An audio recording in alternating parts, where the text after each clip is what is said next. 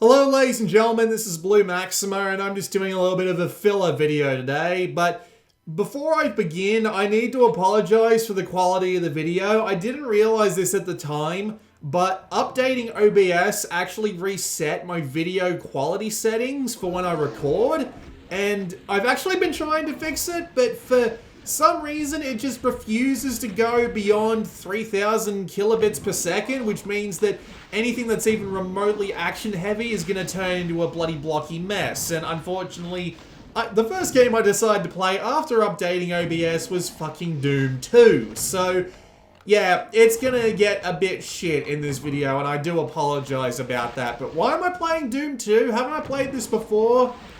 Well, not exactly. I've actually played through a fair amount of Doom and Doom 2 before, but I've never actually managed to finish both games in their entirety. And even when I was playing them, when I wouldn't finish them, I was always playing on difficulties like I'm too young to die and hurt me plenty and what have you. So recently I basically just decided to get it out of the way and actually go and play Doom and Doom 2 and even Final Doom as they were intended, or at least on Ultraviolence. I assume that's how they were intended, because bloody Nightmare has been widely accepted that it was basically a joke from id on behalf of like Doom fans who wanted an absolute challenge. So yeah, there you go.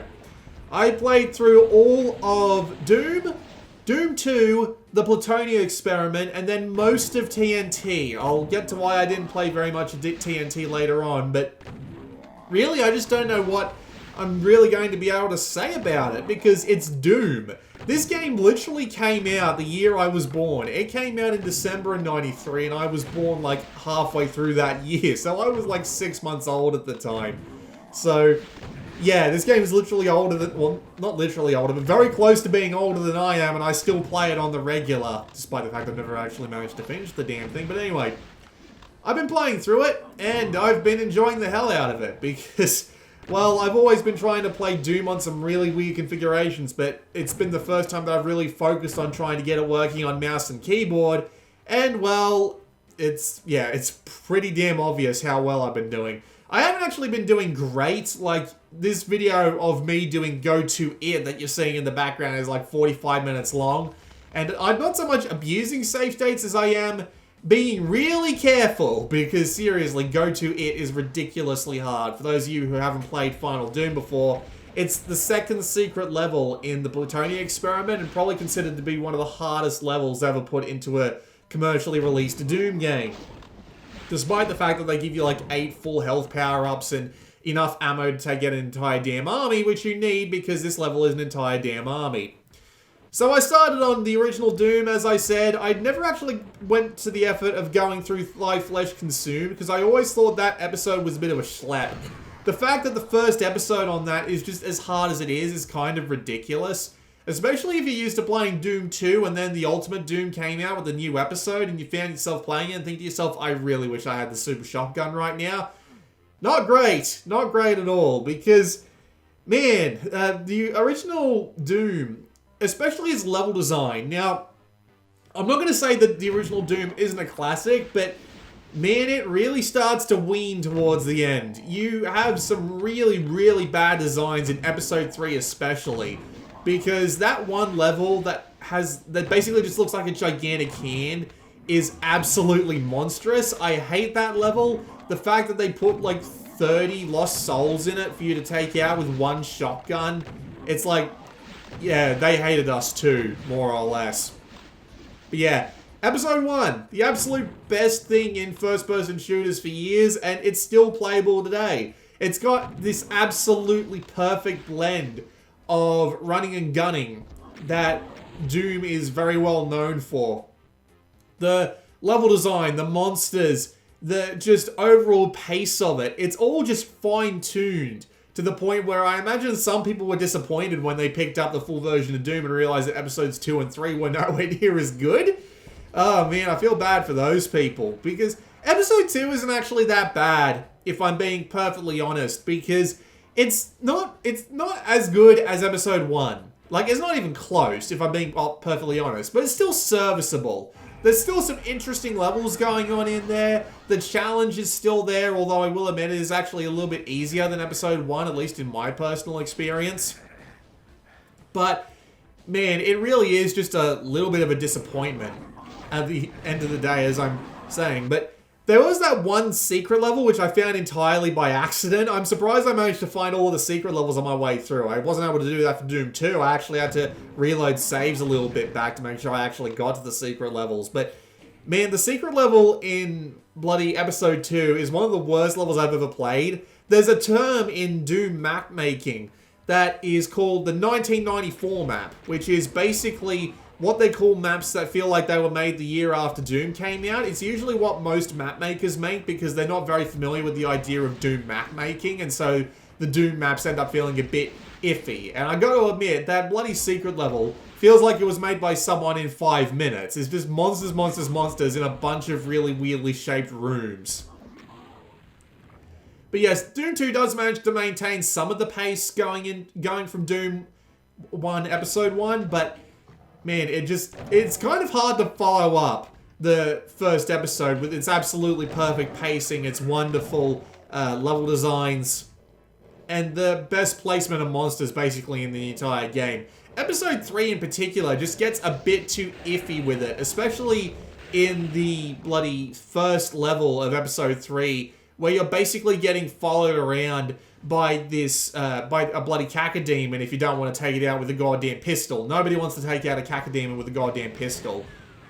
Still, it does get better as it goes on, at least episode 2 does anyway. Episode 3, what do I have to say about episode 3 that isn't it's shit? Because honestly, it is just kind of shit. It's a little bit disappointing just how far the level design managed to fall. I don't think I've ever seen a game like it. Like, if you take into context, like, the entirety of, like, the level design from, like, in Doom's chronological release order, it's just on a downward slope. It's really strange. Like, you got Doom 1 with its initial 3 episodes, which starts out fantastic and gets down to okay to bad, depending on the level that you're playing at the time. Then you've got Doom 2, which starts out decent enough. It's a bit of an upswing. But then it just goes right the hell down when you get to halfway through Doom 2. Because halfway through Doom 2, it's nothing but bullshit. It's honestly nothing but bullshit, but we aren't there yet. We'll talk about that. Then it gets a little bit of an upswing as it goes on. Then at the end of Doom 2, they release they release the Ultimate Doom, which has Thy Flesh Consumed, which is even worse somehow. And then it goes right back up with Final Doom, because Final Doom wasn't made by the original devs. So, yeah, how strange is that? Honestly, how absolutely strange is it that it's just... I'm basically just ranting to myself at this point because I've got nothing else to do a video on. I'm sorry, the release schedule has been really slow. But yes, Doom 2. Starts out really good. I always liked the beginning of Doom 2. I've played that more times than I can count because there's some good stuff going on in there, especially when they give you the super shotgun nice and early and kind of give you an idea of just what exactly they're going for, which is Doom but more. But then you get to the middle bit with those ridiculous city levels, the meme levels like bloody tricks and traps and barrels of fun. Fuck barrels of fun. Barrels of fun is the worst goddamn level. The worst kind of Doom level, in my personal opinion, is the level where it feels like they're encouraging you to just run away from monsters instead of standing and fighting. Because you can run away from monsters, and that's something you do have to do a lot in the Plutonia experiment, which I want to get onto because I feel like it's the most interesting example of, like, Doom level design in just the grand scheme of things. But, yeah, I gotta admit, some of those just mid-levels in Doom 2 made me want to give up on the game, and by the time I got out of them, I was thinking to myself, man, I really hope they don't have this much more shit going on for me. But basically it ends at the chasm, but the chasm also ends up being the worst level in Doom 2 because this game was not designed for platforming, and it feels like the chasm was designed for platforming. It's honestly kind of ridiculous just how bad the level design in the chasm is. The amount of times I basically had to reload a quick save because of just the amount of times that you fall off is weird. And then you get onto levels which feel like they really should have been directly after, like, quote unquote, the first episode, which is something like the first 8 maps before the sky changes in Doom 2. It feels like those should have been moved like towards like the end of the first third of the game, and then the entirety of the rest should have been scrapped, especially the bloody Icon of Sin. Now, I feel like playing Doom 2 in this day and age actually has a few interesting questions behind it, because this is being played with GZ Doom. It's not being played on DOSBox, it's not being played on something like Chocolate Doom. There's a few features that I wanted GZ Doom for, because I knew that there were some things that I wasn't going to be able to deal with. And that is this game's absolutely terrible vertical aiming. Now, I managed to play through the entirety of Doom and Doom 2 without turning on the vertical mouse lock, but man was it close, because the vertical aim by default in Doom in general is really tough to deal with, because you never know what exactly the vertical aim is going to go at, or even if it's actually going to attack something vertically at all. You'll have times where there'll be, like, say, a Mancubus above a Revenant, and you'll think to yourself, I want to hit the Revenant because it is by far the most dangerous thing I'm going to have to deal with in this level. But for the life of you, it'll just keep shooting at the goddamn Mancubus. You don't want to deal with the Mancubus, you want to deal with the Revenant. Those homing missiles are bloody deadly. Not to mention it's a bloody Doom meme, and I just want to see that meme dead now. It's been 4 years since Doom 2016, guys. Get over it. But, man, the vertical aiming is just so bad, because it also relies on auto-aim. And when you've got to rely on auto-aim for something vertical in a Twitch shooter like this one, it is really hard to get used to. And the vertical aiming even screws over the monsters. Like, this is something that you see in, like, Civi's Doom 2 video when he's fighting off the Cyber Demon. But, man, it's so weird being able to just stand, like, a few steps below an enemy, and if the steps are high enough, they just won't be able to touch you. It's fantastic. It's fantastic just how bad it is, especially when you've got the bloody infinite, like, vertical height that everything's got, where you can be blocked by something that's standing right below you, despite the fact that you're 20 feet above it. So, I eventually, when I go onto the Plutonia experiment, ended up turning on vertical aiming, because when I got into that particular situation that I talked about where there was a Mancubus below a Revenant, I thought to myself, I'm not going to be able to hit the thing that I want to hit, so this is going to suck. So I turned off the auto-aim, I turned on the mouse free look, and I just went to town with it, and I did significantly better than I did playing Doom 2 without it. The question is, does that count as cheating? Like, I know it's more of a self-imposed challenge at this point more than anything else, to play Doom 2 or Doom or the Plutonia experiment with just the vertical aiming turned on and the auto aim turned off. But that doesn't count as cheating. Does it count as not having beaten the game, like, say, the way that people did back in the day? It really doesn't, but at the same time, if you're still dealing with the same challenges, does it count? Especially when you're talking about something like Doom, because you can argue with that the vertical auto-aiming that they had going on, that you were meant to be able to hit enemies above and below you without much trouble. So you just end up thinking to yourself, would they have wanted me to use this feature if it was available back in the day? Most people will say no, because if they wanted that feature, they would have found some way to implement it.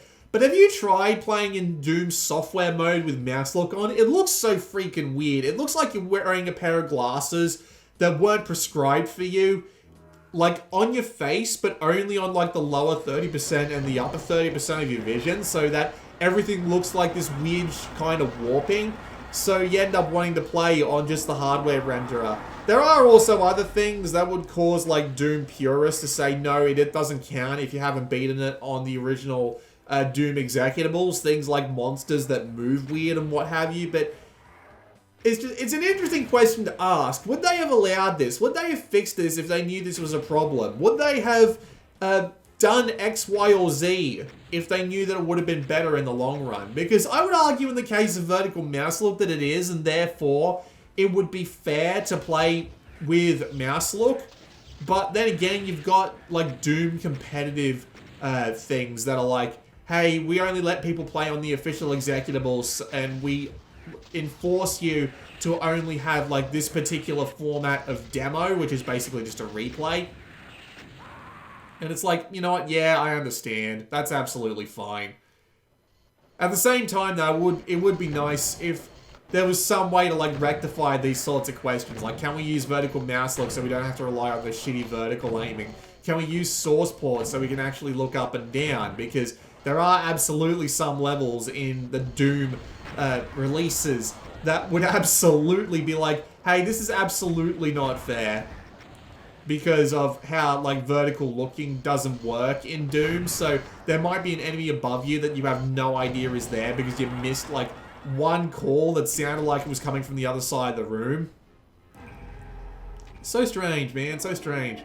So yeah, anyway, I played through Doom and Doom 2, and, well, they weren't bad. Like, I was really struggling to appreciate Doom 2's level design, but as Civvy said in his video, it's a lot easier to appreciate these days, mainly because of how it's a lot easier to appreciate these days how everything works together really well, because people have had 25 years to make Doom levels, so they've basically had so much time to just completely annihilate all of the Doom 2 stock levels.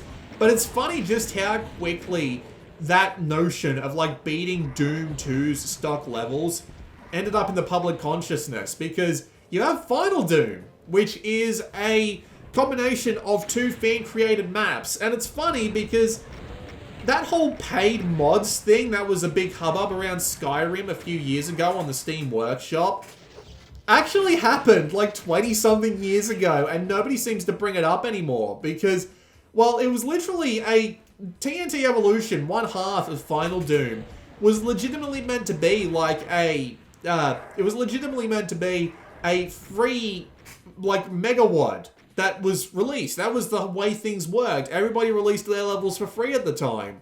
And then they were like, oh, we got bought out hours before release, and that ended up becoming one half of Final Doom. And there were people who were very upset about it, and apparently people are still a little bit upset with Team TNT to this day. It's interesting to think about, especially when you've got things going on like, especially when you got things like the Steam Workshop and Skyrim Hadoodle, whatever you want to call it, going on. Because you think to yourself, well, we've already had this discussion and people clearly didn't like it, so why do they keep trying? And then you got to remember money. And it's funny though, because imagine how many people wouldn't have played the Plutonia experiment without Final Doom being a thing. It's so weird to think about, because the 2 map packs are so far apart from each other that it's kind of unreal. Like TNT Evolution, I played the Plutonia experiment first, and after playing that, TNT Evolution felt like a walk in the freaking park. It was basically just a bunch of really big maps with next to no challenge. The only part of the game that's really challenging is, the only part of the game that's really challenging is early on. Because when you've got your super shotgun, your plasma gun, and your rocket launcher in TNT Evolution, the game is basically just as simple as it gets. I'm not going to say dead simple, I'm not that bad. But the game is basically as simple as it gets after that point, because you've basically just got, like, you've basically just got big areas with lots of enemies running around them, but no particular rhyme or reason to them. No particularly interesting setups or anything like that. Meanwhile, Plutonia is more than willing to bend you over a barrel and say, if you don't like it, go away. Because, my God, the amount of bullshit I had to put up with in bloody Plutonia. Because, God damn, like, here's the thing. Plutonia is so hard that I ended up exiting the level with 5% health. And then the level right after it is like, oh, we're going to put a bunch of, like, deadly walking water in front of you. And if you don't have at least 15% health, you are not going to make it to the med kits that we've got set up later on for you. And it's like, oh, you guys are absolute dicks. I always gave up on Plutonia right there until I realized that, oh, I actually missed the secret levels 2 levels ago. And yeah, I basically had to reload an old save. And of course it had to be in the worst bloody level of them all, bloody Twilight, where there's a trap around literally every corner. All of the enemies are just kind of ridiculously OP. There's a respawning chain gunner trick that it pulls on you all the time. All of that stuff. It's obnoxious, But at the same time, you get used to it so quick that it's honestly kind of absurd just how hard it gets. But at the same time, when you go back to something like the original Doom 2 or even TNT Evolution, and you see like one Archvile, you yawn at it because Plutonia is just insane with how difficult it gets. Some of the traps they've got going for it. I was happy that I've seen Civi's video on Plutonia like 3 times because I was able to avoid some of the more ridiculous traps. But my god, they were trying so hard to really screw you over on that one. There are some traps that he does not warn you about that I absolutely fell into because there are seriously so many little things in Plutonia to help you learn everything from enemy prioritization to the best way to take care of things like Barons of Hell, where you just gotta learn that little pattern of dodging to the left, dodging to the right, having just lines of chain gunners whenever you open a room to a door, and you gotta learn to either just duck back behind cover, wait for them all to come to you and hit them all in the face with a super shotgun, or you've got to learn that you've got to get out the chain gun and do 2-shot bursts. That is the best thing the chain gun is useful for. It's not useful for like hitting a bunch of dudes really quickly because the super shotgun is better in that regard. It's not better for taking on really big enemies because the rocket launcher does more damage per shot. But if you've got a line of dudes just way off in the distance that you need to take out really, really quickly, the best thing to do, pull out the chain gun, 2-round burst every single time, because you will not be able to get rid of those bastards otherwise. And all of these little things that the game forces you to learn, and by the game I mean Plutonia, forces you to learn about Doom so that you actually stand a chance of survival, makes you so much better as a Doom player that the absolute difference between a player who's just started and who's just finished Plutonia for the first time is ridiculous.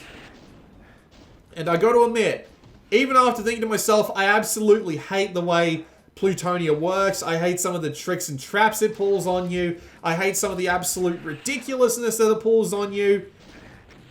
I like it better than I do Doom and Doom 2, and I might have to go play it again because, my god, man, it is legitimately, like, how the hell did I manage to survive on 2% health and 3% armor? That is so lucky in my case. Hell, some of the things in Doom, like, are kind of ridiculous. Like, randomized damage. Who would think that is a good idea today who isn't playing like some sort of stupid roguelike RPG style thing? Especially in a first-person shooter like this one, randomized damage seems like so stupid, but for some reason in Doom it just works. Although if you're trying to go for something like an ultra-violence 100, or even a nightmare 100% secrets pistol start run, man, you're gonna get screwed. But, but man, playing Plutonia and then coming out of it thinking I can take on the world is just ridiculous, especially considering, like, Doom and Doom 2 are no slouch. Those games are hard, but the fact that Plutonia, only after a few months of release of Doom 2, manages to really push your skills with everything to that level is kind of ridiculous. Bloody, oh god. I remember, like, encountering a Revenant in the first time in, TNT Evolution. And just to give you an idea, the first time you fight Revenants in the Plutonia experiment, which is on the first level, by the way, they give you 4 of them to fight simultaneously. It's so ridiculous that when you come across just one, like, they try and pop it down in front of you and you think of it as like just an original Doom thing where it's like, you know, they slowly introduce the enemies and they give you like a boss monster to deal with early on. It ends up being a single Revenant, and I yawned at it. I'm thinking to myself, I'm kind of sick of this shit. Yeah, it's kind of like that. It's so ridiculous just how much Plutonia prepares you for dealing with even the most bullshit of stuff. Like that invisible bridge on like the 2nd level is just retarded. Thankfully, they don't pull too much like that in Plutonia, but there's still a couple of things that you kind of have to deal with at the end. Kind of gives you an appreciation for just, like, here's the thing about Doom. Despite the fact that, say, the levels in, say, Doom Eternal are, like, ridiculously long and have, like, you know, massive amounts of, like, groups of enemies to fight off and all that, the best thing about the Plutonia experiment, and by Doom and Doom 2 as a whole, are the shorter levels with more intense challenges. That more intense curve of difficulty that just goes up and down and gives you a little bit of a rest as you like finish a level and then go straight on to the next one is so much more engaging just as a general concept in comparison to like even like Doom and Doom 2, which have like some pretty big levels that don't really have that much in the way of challenge. In comparison to TNT Evolution, which has big levels with big amounts of monsters, but it's just endless amounts of like imps and like shotgunners and sometimes chain gunners. Instead of like giving you instead of giving you challenging enemy compositions, it just seems content to throw the farm at you and see what sticks most of the time, which is just disappointing in the long run. It's not great. So yeah, it's just so weird thinking that a map mod that was made in something like 4 months by two brothers who, by the way, also ended up working on TNT Evolution, but had most of their contributions thrown out because the levels were quote-unquote too big.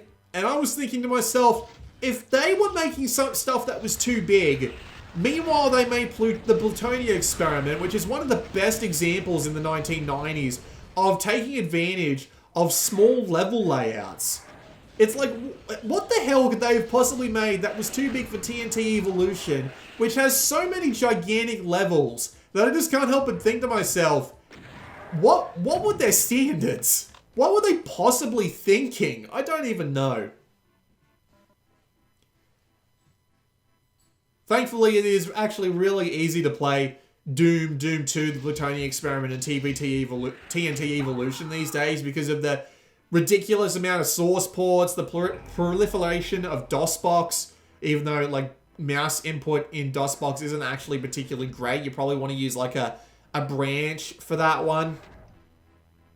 But yeah, it is really easy to play Doom these days. I'm actually pretty grateful for that because it's so strange thinking about like, why is Doom still so popular to this day? Like, you've definitely got like the instant amount of like hundreds of thousands of levels that you can go play, most of which are garbage, but that's just kind of how it goes with user levels.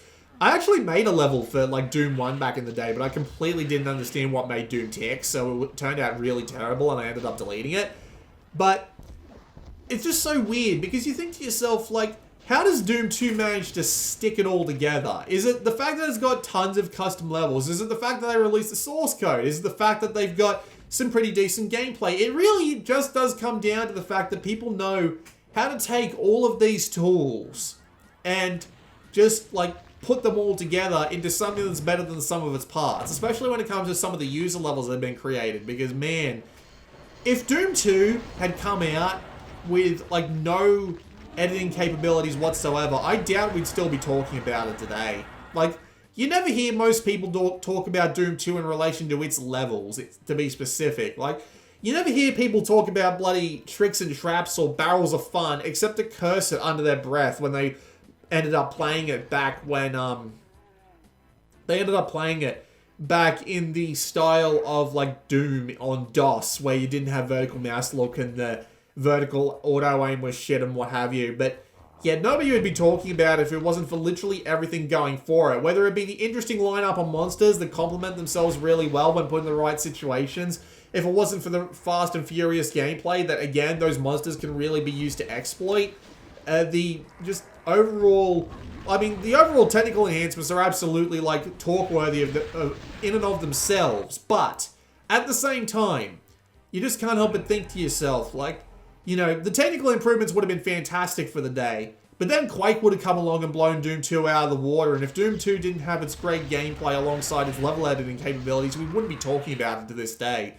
So, it's so strange that a game as feature-packed, as revolutionary as Doom, still somehow manages to be so good to play today. If it wasn't thanks to literally everything that it's done, being easy to play thanks to source ports, having an interesting lineup of monsters that other people like the Casali brothers were able to exploit for the Plutonia Experiment. If it wasn't for things like the people who were able to make editing tools like right off the bat because WOD was an open format. If it wasn't for the people who were making thousands of custom levels a day, we wouldn't be talking about Doom 2 today at all. It would be just like a little thing that said, there'd just be like a few blurbs on Wikipedia saying, its 3D graphical technology was a step forward for the industry. However, Doom 2 was not as well received as Doom, and the series ended there. Except maybe Doom 3 might not have come along in the future, and then we wouldn't have Doom 2016 and Doom 2020, also known as Doom Eternal. So, yeah. This has basically just been me ranting on about Doom for 30 minutes, so I think I'll shut up and just let the rest of this footage play out. I do apologize. This was the first time I've ever played Go To It, by the way. I'll take it. Like, honestly. Have you seen Go To It? Have you seen Plutonia? Do you know how hard it is to get through Plutonia? You have to beat like 4 bloody cyber demons in a row to get to this level in general. The game is absolutely testing you, but for now, I think I need to go and get a fair few map packs for Doom 2 to just sate my curiosity from now on.